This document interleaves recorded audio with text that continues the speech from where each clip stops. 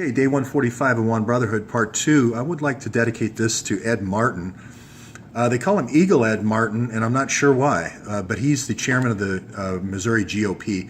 I just saw him give a rather spirited defense of explaining James Clapper to McCabe's history of wiretapping in the U.S., so I thought that this would be good to send to him. Believe it or not, Mr. Martin, we're going to talk about 4 Awan brothers and 2 wives of the Awan brothers that form a sort of Awan brotherhood here in the U.S. They have expertise in wiretapping and cell phone tapping. They have a brother who's arranged White House visas, so we have one of the brothers going and setting up visas for everybody. We have members of Congress setting up top secret access for these 5 Pakistani nationals. So I believe they are directly related and trained by Andrew McCabe. The quick news of today is, Merkel, Trump saying we have something in common, being wiretapped, brought down the House as far as, a laugh. I just wonder if Trump knows about Secret Service prowler teams. Now, is that something I made up? No, I think if you look at Carol Leonig, it's Leonig, she's a Pulitzer Prize winner for the Washington Post. Just Google Carol Leonig and prowler teams, Secret Service prowler teams. Basically, the idea is to protect the president. This is proactive protection. So we'll have these prowler teams rather than protecting the president, going with the president or the protectees of the family. They go out into the night and do surreptitious entry and so forth and try to foil plots to kill the president. Sounds like a good idea, but that's also ripe for the president, the current president, using those teams, or let's say a protectee like Hillary Clinton using those teams to prowl at night into their competitors, their candidates. So that's the question for today. Do you know what a prowler team is? Lots of wiretap in the news today. This is the ex-CIA officer saying Trump was wiretapped. Here's Gomer saying we'd like more information. This is Louis Gomer saying we'd like to investigate these Awan brothers for wiretapping. We have Ryan saying the Capitol Police who are investigating the Awan brothers are going to get some outside help. We wonder why Louis didn't ask for the FBI or a church committee investigation into the Awan brothers.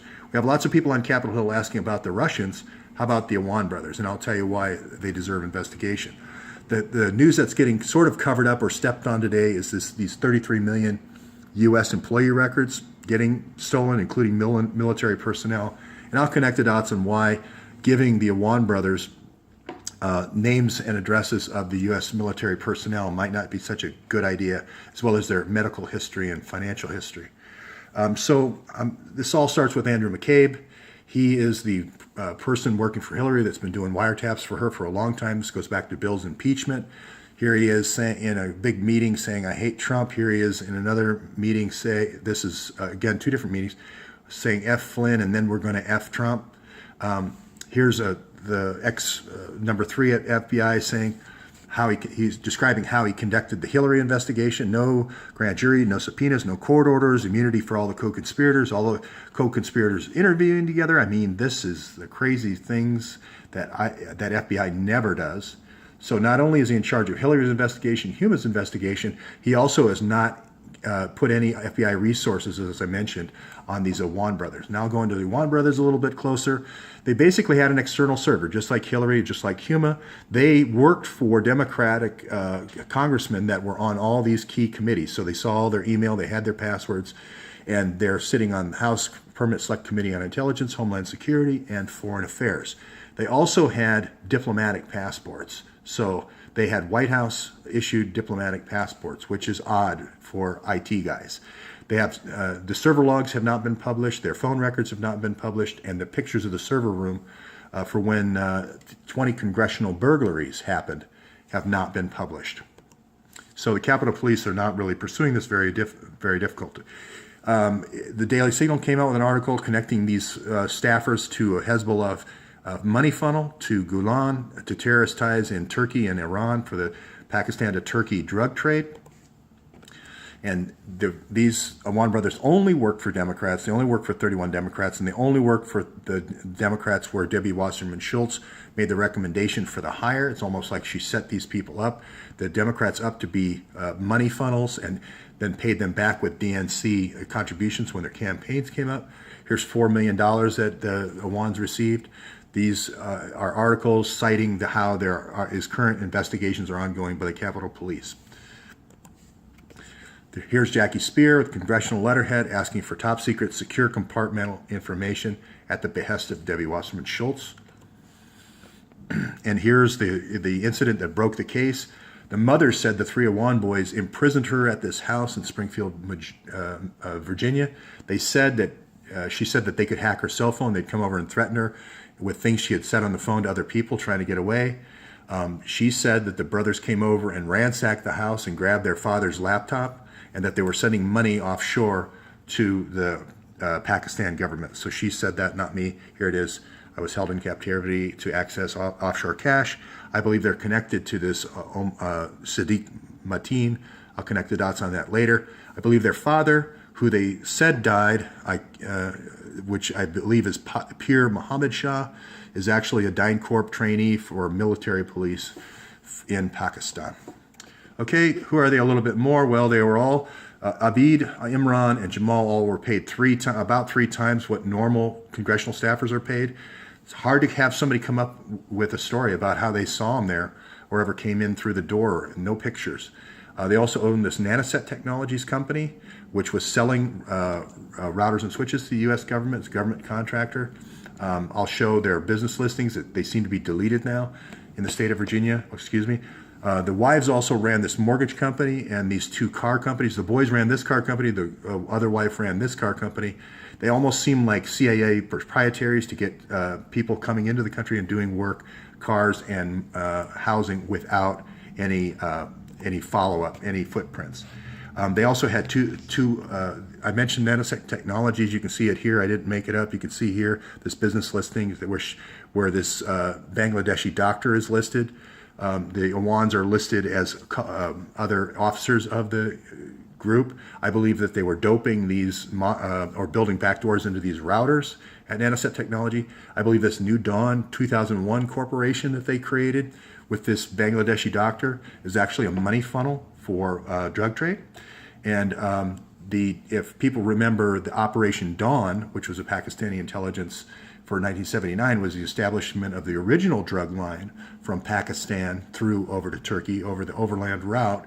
The New Dawn, I believe, was the 2001 reestablishment of that route. Now, I don't know exactly where the routes are, but it's interesting that Operation New Dawn 2001 was the name of the U.S. action in Afghanistan. So for some reason, they had this. Now, it could be, well, I won't.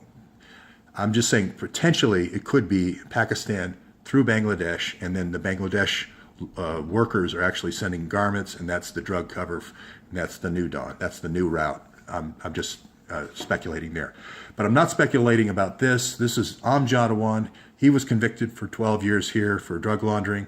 He was involved with BCCI. If you saw the movie Infiltrator last year, he was portrayed. Here he is in the group of the BCCI folks. That goes directly back to Hillary Clinton and Iran-Contra and Mark Rich. I think everyone knows that Mark Rich was a money launderer for Iran-Contra.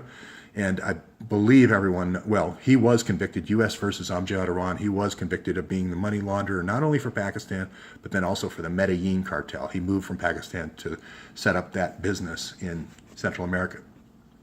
People want to know the total history. This is Graham Fuller from the CIA, who set up Fethullah to set up basically every one of these drug routes. He's now got $40 billion in Asia through this drug trade. They're also working on a legalized drug trade through illegal or counterfeit opiates in the United States, through mainly nursing homes and through the VA hospitals, I believe. Here is the convicted drug runner, money man from the Pakistan to Turkey route. He's currently in jail in Virginia. His brother's currently on the loose. So the drug routes, again, these are old established facts that got nicknames. This is the Golden Route original. Then there was a northern route after through the stands after the USSR fell, and I believe there's a third route. This is the New Dawn route going this way through Bangladesh. I also believe Yunus is involved in the money laundering. This is one of the contractors that came in and used the car services and the housing services. His name is Mohammed Hansla. He lived at the house for a while. He worked for Lightbridge Communications. I believe they were doping Lightbridge Communications routers. I don't know if they're involved. Lightbridge normally is involved in the cell system.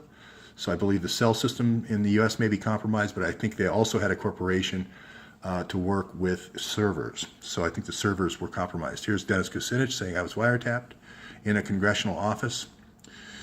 Finally, just to say that I believe the quickest way to unravel this is to publish these 650,000 emails that were on Huma's server. The reason I say that is because the chief of detectives, Robert Boyce, said that there was child exploitation, sex crimes, perjury, obstruction of justice, money laundering, and pay to play in the emails on that server.